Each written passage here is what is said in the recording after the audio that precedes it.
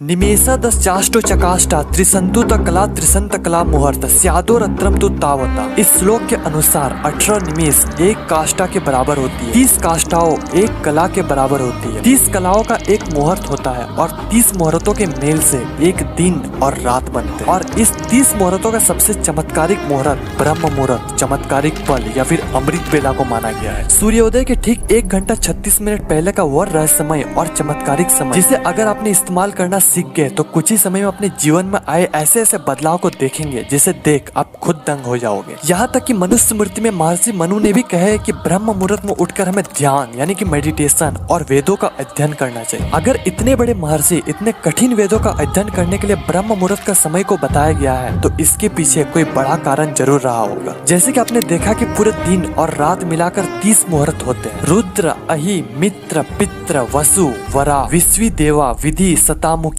पुरुहता, वाहिनी, नक्तनकारा, वरुण, आर्यमन, भागिरिसा, आजपद, अहिर्बुधिन्य, पुष्य, अश्विनी, यम, अग्नि, विधात्री, कंठ, अदिति, जीव, विष्णु, द्युमक, द्युति, ब्रह्म और समुद्र। और सभी मुहूर्त 48 मिनट तक चलती है। सूर्योदय के ठीक पहले 2 मुहूर्त होती है, ब्रह्म मुहूर्त, उसके बाद समुद्र मुहूर्त। आज की इस वीडियो में हम इस 2 मुहूर्तों के बारे में बात करें। सबसे पहले बात करते हैं ब्रह्म मुहूर्त के बारे में।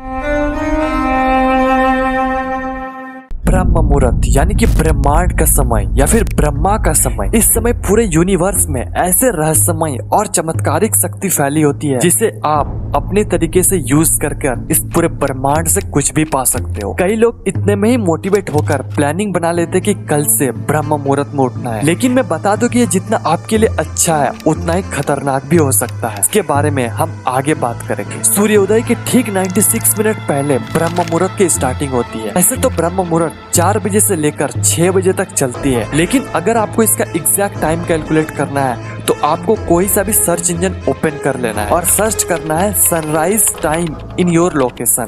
फॉर एन एग्जाम्पल मैं सर्च करता हूँ सनराइज टाइम इन गुवाहाटी। ये हो गया सनराइज का टाइम। इससे आपको 96 मिनट सब्ट्रैक्ट कर देना है तो जो टाइम आएगा वही ब्रह्म मुहूर्त के स्टार्टिंग का टाइम है। और ये टाइम से लेकर अगले 48 मिनट तक ब्रह्म मुहूर्त का ही समय होता है। ये तो हो गया ब्रह्म मुहूर्त की कब स्टार्टिंग और एंडिंग होती है। अब हम जानते हैं कि ऐसा कौन सा चीज है जो 30 मुहूर्तों में से ब्रह्म मुहूर्त को इतना शक्तिशाली बनाती है। Number 1, powerful energy. हमारे बॉडी में टोटल 72,000 नाड़ियां होती है और शिव सभ्यता में ये नंबर बढ़कर 3.5 लाख नाड़ियों की बात होती है। पर इसमें से सबसे इम्पोर्टेंट नाड़ी है इड़ा, पिंगला और सुषुम्ना नाड़ी। और एक सामान्य मनुष्य में सिर्फ इड़ा नाड़ी और पिंगला नाड़ी ही एक्टिवेट होती है। सबसे पहले आप अपना उंगली लेकर अपने नाक के नीचे रखें और देखें कि किस नॉस्ट्रिल से आप सांस ज्यादा छोड़ रहे हैं। 99% से भी ज्यादा लोग अपने किसी एक नॉस्ट्रिल से सांस ज्यादा छोड़ रहे हैं, या तो लेफ्ट या तो राइट। बहुत कम टाइम ऐसा होता है जिसमें आपका दोनों नॉस्ट्रिल एक्टिवेट होते हैं, लेकिन ब्रह्म मुहूर्त के दौरान आपके दोनों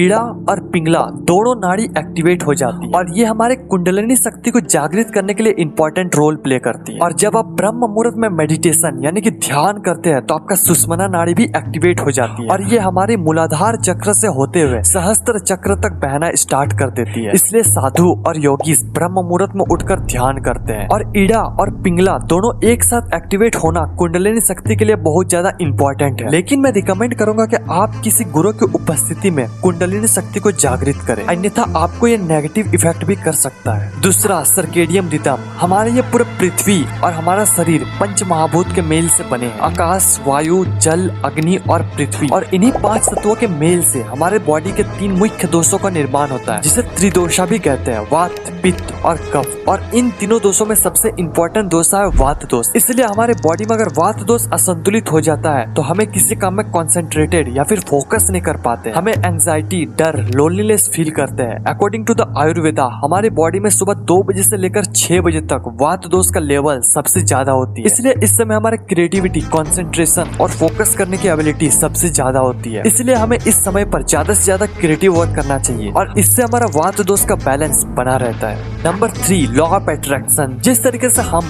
और हमारा ब्रेन एक दूसरे से इंटरकनेक्टेड है, उसी तरह से हम और हमारे ब्रह्मांड एक दूसरे से जुड़े हुए हैं। अगर आप प्रकृति के नियम के अकॉर्डिंग चलोगे तो ये ब्रह्मांड आपको वो हर एक चीज देगी जो आप चाहोगे। अगर आप ब्रह्म मुहूर्त के समय अपने कोई भी थॉट या फिर विचार ब्रह्मांड को दोगे तो ये ब्रह्मांड उस थॉट को रियल लाइफ में मैनिफेस्ट करने में उतना ही कम समय ले। आप ही सोचोगे अगर आपको पॉइंट ए से पॉइंट बी तक जाना है जिसमें बहुत ज्यादा ट्रैफिक है, आप पहुंचोगे तो जरूर पर बहुत लेट से। वहीं अगर आपको पॉइंट सी से पॉइंट डी तक जाना है जिसमें कम ट्रैफिक है तो आप बहुत जल्दी पहुंच जाओगे। ठीक इसी तरह ब्रह्म मुहूर्त के समय सब लोग सोए हुए होते हैं और इस समय ब्रह्मांड में ना के बराबर विचार होती है। अगर आप ब्रह्म मुहूर्त में उठकर अपना कोई भी थॉट या फिर विचार इस ब्रह्मांड तक पहुंचाओगे तो ये ब्रह्मांड आपको रियल लाइफ में उस थॉट को उतने ही जल्दी लाएगी। इसके अलावा भी बहुत सारे ऐसे चीज है जो इस 48 मिनट के मुहूर्त को और ज्यादा पावरफुल बनाती है, जैसे कि कॉस्मिक एनर्जी यानी कि विश्व शक्ति। क्या आपको पता है कि हमारी रातें 4 कालों में डिवाइड होती है? फॉर एन एग्जाम्पल, अगर सूर्यास्त 6 बजे होती है तो 6 से 9 रुद्र काल, इस समय हमें कभी भी सोना नहीं चाहिए। 9 से 12 राक्षस काल, इस समय हमें कभी भी जगे हुए नहीं रहना चाहिए। 12 से 3 गंधर्व काल, जब हमें सबसे गहरी नींद में होते हैं। 3 से 6 मनोहर काल, जिस समय हमें हर हालत में बिस्तर छोड़ देना चाहिए, क्योंकि मनोहर काल के दौरान इस ब्रह्मांड में सबसे ज्यादा कॉस्मिक एनर्जी यानी कि विश्व शक्ति होती है और ये वही एनर्जी है जो इस ब्रह्मांड को सुचारू रूप से चलने में मदद करती है। लेकिन जब हम सोए हुए होते हैं तब हमारे बॉडी में बहुत कम मात्रा में कॉस्मिक एनर्जी इंटर कर पाती है। वहीं अगर हम उठकर मेडिटेशन करते हैं तो हमारे ये ब्रह्मांड बहुत अधिक मात्रा में हमें ये एनर्जी देती है, जिससे आपको कुछ ही दिनों में महसूस होने लगेगा कि आपका कंसंट्रेशन, फोकस करने की एबिलिटी एकदम पीक में हो। अब इतने सारे चीजों के बाद इसके फायदे बोलने का कोई जरूरत नहीं है, लेकिन अगर फिर भी चाहते हो कि ब्रह्म मुहूर्त में उठने के क्या क्या फायदे हैं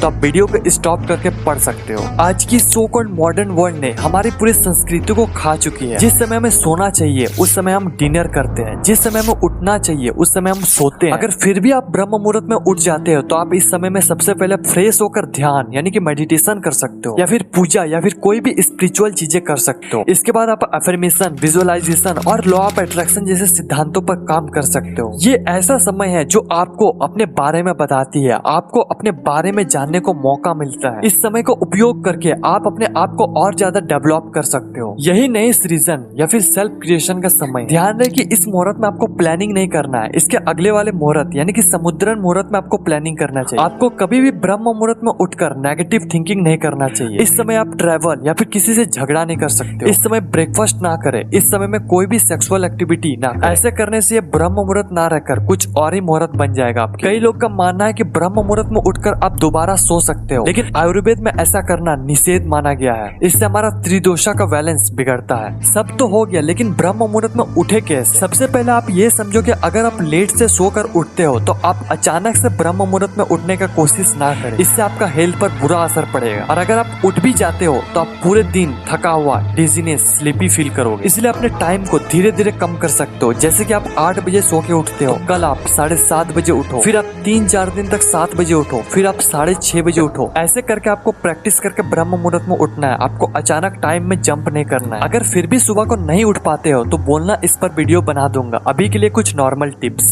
सबसे पहले जब आप सोने जाते हो तो आपने एक चीज नोटिस किया होगा कि जब आप सोते हो तो आपके ब्रेन में कुछ ना कुछ इमेजेस चलती रहती है। आप कहाँ गए थे, आप क्या किए पूरे दिन में, ये चलती रहती है और आपके ब्रेन में कुछ बड़बड़ करती रहती है। किससे बात करता पता नहीं, पर आपका ब्रेन हमेशा बोलते रहता है। अगर आप इस इंटरनल म्यूजिक यानी कि बड़बड़ाने को बंद कर देते हो तो आप 5 मिनट के अंदर सो जाओगे। दूसरा, डेली आपको 9 से 10 बजे के बीच सो जाना है। तीसरा, सोने के 2 घंटा पहले डिनर कर लो। चौथा, सारा इलेक्ट्रॉनिक गैजेट्स हटा दो। पांचवा, स्क्रीन टाइम को कम करो। छठा, पूरे दिन में कम से कम चीज कंज्यूम करो। सातवां, सोने के पहले मेडिटेशन करके सो जाओ। आज के लिए बस इतना ही, फिर मिलते हैं अगले वीडियो में। ब्राह्मी मुहूर्तम उत्तिष्ठते स्वास्थ्य रक्षार्थम आयुषा दात्रा सर्वथा संध्यार्थम सर्मेक्ष मधुसूदनम। अर्थात जो लोग भी बीमारियों से मुक्त एक उत्तम स्वस्थ चाहते हैं उसे ब्रह्म मुहूर्त में अवश्य उठना चाहिए। आयुर्वेदा।